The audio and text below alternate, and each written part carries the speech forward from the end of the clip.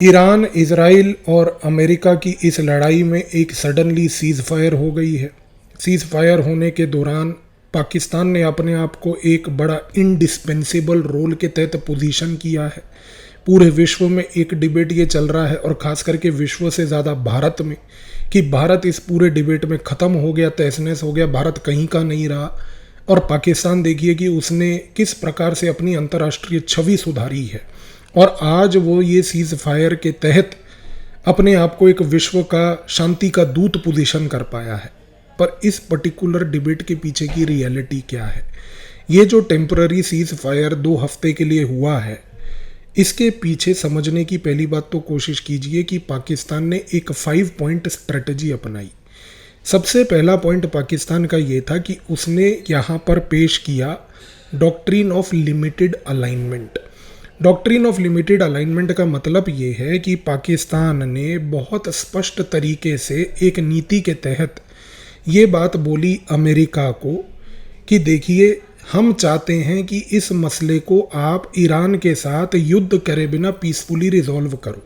उसका कारण ये था कि पाकिस्तान को ये बात पता है कि यदि अगर ये मसला रिजॉल्व ना हुआ और यहाँ पर एक अग्रेसिव युद्ध पाकिस्तान की सीमा पर यानी कि ईरान में हुआ, जिसमें अमेरिका की ट्रूप्स यहाँ पर प्रेजेंट हुई, तो ये पाकिस्तान के लिए भी एक प्रॉब्लम है। दूसरा, यहाँ पर पाकिस्तान ने डॉक्ट्रिन ऑफ लिमिटेड अलाइनमेंट के तहत ईरान को भी ये बात बोली कि हम चाहते हैं कि इस मसले में अमेरिका बिना अपनी ट्रूप्स को भेजे इस मसले को रिजॉल्व कर ले। तो हम यहाँ पर अपने आप को पहली बात तो एक ब्रिज के तहत पोजीशन करते हैं। दूसरा, पाकिस्तान ने एक डुअल चैनल स्ट्रेटजी अपनाई इस पूरे पीरियड के दौरान।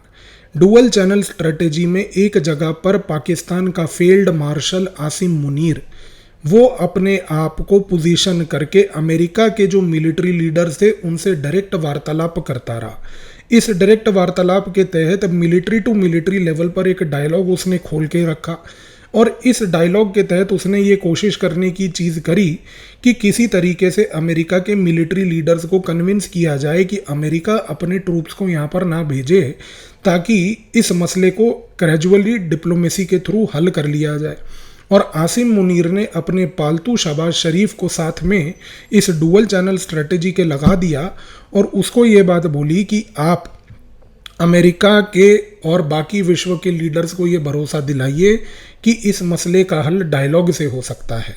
और यहाँ पर शहबाज शरीफ जो है वो आसिम मुनीर के बिहाफ पर ये कार्य करता रहा। लेकिन पाकिस्तान की रणनीति में तीसरा जो टूल उसने प्रयोग किया उसको कहते हैं strategic active neutrality. Strategic active neutrality का मतलब ये है कि पाकिस्तान ने इस पूरे युद्ध के दौरान, अगर आपने ऑब्जर्व किया हो, तो कैलिब्रेटेड सिंपथी दिखाई। कैलिब्रेटेड सिंपथी का मतलब है कैलकुलेटेड सिंपथी।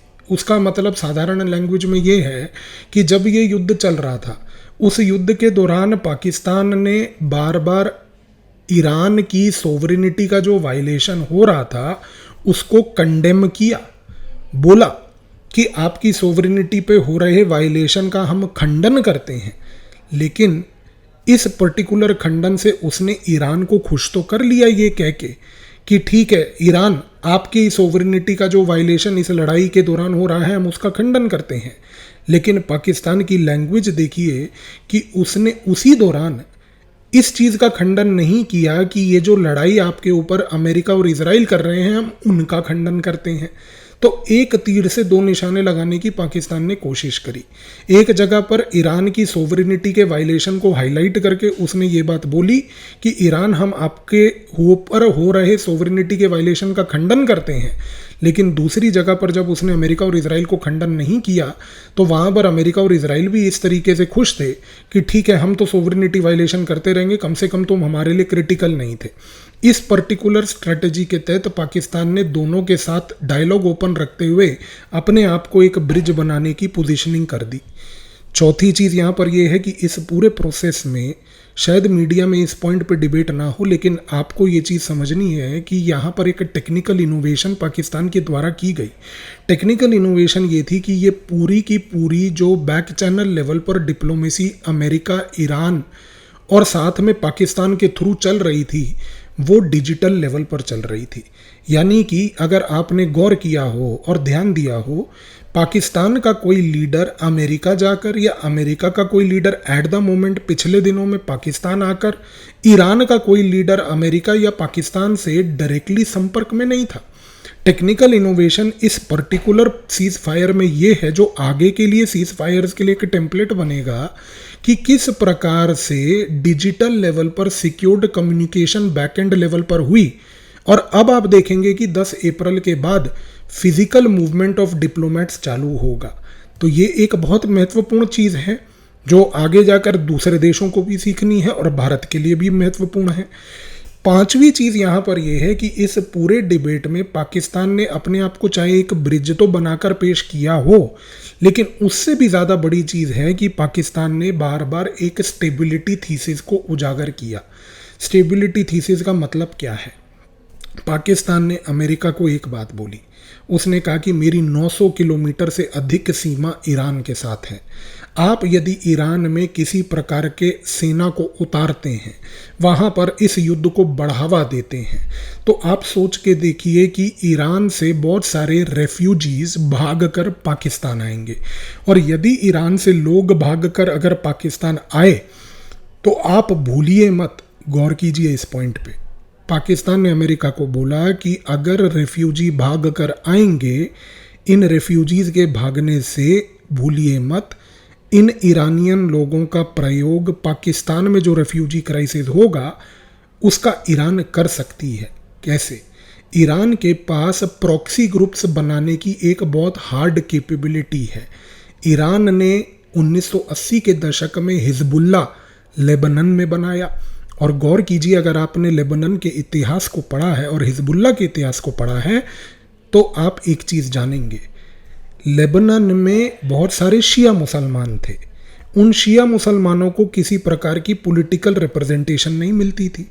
ईरान ने ये बात बोली कि हम अपने शिया भाइयों को लेबनान में पॉलिटिकल रिप्रेजेंटेशन दिलवाने की मदद करेंगे। इस मदद के दौरान 1980 के दशक में ईरान ने सारे शियाज को, उन शिया मुसलमानों को लेबनान में एकजुट करके उनकी एक राजनीतिक पार्टी, पॉलिटिकल पार्टी क्रिएट करी जिसका नाम था हिजबुल्ला। अब आप देखिए कि जब 1980 में हिजबुल्ला ईरान में बनी, ईरान के इस हिजबुल्ला के बनने के बाद ईरान ने उसी हिजबुल्ला को एक प्रॉक्सी ग्रुप के अंदर ट्रांसफॉर्म कर दिया। आज विश्व के राजनीतिक विज्ञान, पॉलिटिकल साइंस के डिसिप्लिन में हम हिजबुल्ला को एक बड़ा पेक्यूलियर ग्रुप मानते हैं, क्योंकि हिजबुल्ला अपने आप को एक पॉलिटिकल पार्टी के तहत आइडेंटिफाई करता है। लेकिन यही पॉलिटिकल पार्टी जो है वो एक आर्म्ड लेवल पर रेवोल्यूशन भी करती है। और जिसने भारत का इतिहास पढ़ा है वो ये पॉइंट को समझेगा कि ये पॉइंट जो यहाँ पर हिजबुल्ला कर रही है, भारत के अंदर CPI Maoist, communist party of India Maoist ने भी वही मॉडल अपनाया था 2001 में। खैर, पाकिस्तान ने अमेरिका को ये बात समझाई कि सुनिए, यदि ये ईरान में युद्ध होने के कारण, आपकी सेना उतारने के कारण अगर वहाँ से ईरान के रेफ्यूजीज पाकिस्तान में आए, तो भूलिए मत कि पाकिस्तान क्योंकि हिजबुल्ला जैसा ग्रुप क्रिएट कर चुका है लेबनान में, और क्योंकि पाकिस्तान में शिया मुसलमान हैं और ईरान से यदि और शिया मुसलमान आए तो कहीं ऐसी परिस्थिति ना हो जाए कि हिजबुल्ला टाइप का ग्रुप पाकिस्तान में भी क्रिएट हो जाए। ये चीज़ सुनकर अमेरिका कतराया, क्योंकि अमेरिका पिछले लगभग 4 दशकों से हिजबुल्ला को काउंटर कर रहा है। इजराइल पिछले 4 दशकों से हिजबुल्ला को काउंटर कर रहा है, कर नहीं पा रहा है। अब वो कतई ही नहीं चाहता था कि पाकिस्तान के अंदर भी यहाँ पर एक हिजबुल्ला टाइप ग्रुप क्रिएट हो जाए। दूसरा, पाकिस्तान ने अमेरिका को ये बात भी समझाई कि अमेरिका, आप इस मोमेंट पर हमारे नापाक देश का प्रयोग करना चाहते हो विश्व के क्रिप्टो करेंसी के थ्रू पूरे के पूरे वर्ल्ड के ब्लैक मार्केट को चलाने के लिए। हमने अपना देश आपको बेच दिया है ऑलरेडी क्रिप्टो करेंसी को लेकर। हम क्रिप्टो का एक प्लेग्राउंड यूनाइटेड अरब एमिरेट्स के साथ बनने के लिए आपके साथ तैयार हैं। यूएई एक लीगल फ्रंट बनेगा, हम एक इलीगल फ्रंट बनेंगे। जब हम आपके साथ इस मोमेंट पर तैयार हैं इस काम को करने के लिए, तो आप रीजन को डिस्टेबलाइज क्यों करना चाहते हो और क्यों आप इस रीजन में इस प्रकार की समस्या क्रिएट करना चाहते हो? इस कॉन्टेक्स्ट में पाकिस्तान के इस पॉइंट को उजागर करने के बाद उधर अमेरिका को ये समझ आया पहली बात कि हाँ, हम नहीं चाहते कि रीजन अगर डिस्टेबलाइज हो जाए तो कल को क्रिप्टो वाला जो गेम हम लॉन्ग रन में खेल के विश्व की सारी कंट्रीज़ को काउंटर करना चाहते हैं और ग्लोबल लेवल पर डॉलर की हेजेमनी को रीअसर्ट करना चाहते हैं, वो कैसे होगा। एक अलग विषय है, इस वीडियो के ऊपर कभी डिटेल में चर्चा करेंगे कि कैसे अमेरिका डॉलर की हेजेमनी को रोकने के लिए क्रिप्टो का प्रयोग कर रही है और एक ये नया फ्यूचर थ्रेट बनेगा। बट पाकिस्तान ने ये दूसरा पॉइंट उजागर किया और पाकिस्तान ने तीसरी बात बोली कि यार आसिम मुनीर अभी चंद महीने पहले अमेरिका आया था, एक सूटकेस में रेल पटरी से उठाकर जिसके ऊपर कुछ लिद और वो सब लगा हुआ था, वो सारे पत्थर भी लेकर गया था अमेरिका। वो गंदी बांस वाले पत्थर उसने ट्रंप को वहाँ पर मीटिंग में दिखाए थे। ट्रंप ने अपने हाथों से वो पत्थर देखकर अपनी गंदी सी स्माइल भी दी थी। और वहाँ पर अमेरिका को पाकिस्तान ने एक ड्रीम बेचा था, जैसे भारत में रियल एस्टेट वाले जो प्लेयर्स हैं वो आपको ड्रीम बेचते हैं कि भाई साहब यहाँ पे एक बहुत बड़ी सोसाइटी बनने वाली है, 5 BHK होगा, आप दरवाज़ा खोलोगे और सिर्फ 10 लाख AQI होगा। तो इस प्रकार की बातें कि हमारे पास रेयर अर्थ मेटल है, इन रिसोर्सेज को आप खरीद लीजिए, ये रेयर अर्थ मेटल आपको चाइना से लेने की आवश्यकता नहीं, वो डिबेट पिछले साल पूरा पाकिस्तान ने एक बहुत स्ट्रेटेजिक तरीके से रच के अमेरिका को और अमेरिका की गोद में जाकर बैठने का वो पासपोर्ट प्राप्त कर लिया था। तो पाकिस्तान ने समझाया कि भैया आप इन पत्थरों पे ध्यान दो, क्रिप्टो पे ध्यान दो। क्यों आप चाहते हो कि एक नया हिजबुल्ला टाइप का ग्रुप जो है युद्ध के कारण क्रिएट हो जाए? वहाँ पर आपकी एनर्जी लेबनान में टैकल करने की लगी है, यहाँ पर भी आप उसी चीज़ को करते रहोगे। तो इस कॉन्टेक्स्ट में ये सारी चीज़ें जो लगभग पिछले 1 महीने से चर्चा हो रही थी, कहीं ना कहीं वो बैल बुद्धि डोनाल्ड ट्रंप के अंदर कुछ ना कुछ ये बातें घुसाई गई। किसी भी व्यक्ति में जिसमें बैल बुद्धि होती है, अनफॉर्चुनेटली उसमें ये प्रकार की चीज़ों को डालना बड़ा कठिन होता है। और डोनाल्ड ट्रंप एक लाइव एग्जाम्पल है, क्योंकि जिस प्रकार की वो भाषा शैली और जिस प्रकार का व्यवहार वो दिखाता है अब विश्व के सामने है कि वो एक मानसिक तौर का डिस्टर्ब्ड व्यक्ति है। लेकिन उसके बावजूद भी चीज़ को समझिए कि कम से कम उसके आसपास के बैठे हुए चाटुकार सलाहकारों को ये बात समझ आई कि कॉन्फ्लिक्ट को आगे बढ़ाने का कोई फ़ायदा नहीं है।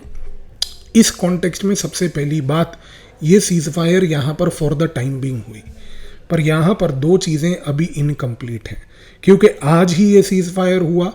इसके बारे में जो डिटेल्स लिमिटेड थी उसके बेसिस पर ये एनालिसिस हमने किया। लेकिन मैं आपके साथ अगले 2 दिन 2 वीडियोज़ के तहत ये चर्चा करना चाहता हूँ और हम चर्चा करेंगे अगले 2 वीडियोज़ में कि पहली बात यहाँ पर चाइना का और रूस का क्या रोल रहा, और एक सेपरेट वीडियो में, एक इम्पोर्टेंट वीडियो में भारत का क्या, भारत ने आफ्टर ऑल इस पूरे गेम में क्या खोया क्या पाया। तो ये चीज़ें हैं। खैर आज जो अभी ये हुआ आपके सामने है, पर हाँ सवाल भूलिएगा मत, अंत में एक ये भी आता है कि क्या 2 हफ्ते से पहले ये सीज़ फायर टूटेगी या क्या 2 हफ्ते के बाद ये सीज़ फायर एक लास्टिंग सोल्यूशन लाएगी। इसके ऊपर भी चर्चा करना आवश्यक है। आने वाले समय में, आने वाले वीडियोज़ में इस पे भी ध्यान देंगे। धन्यवाद।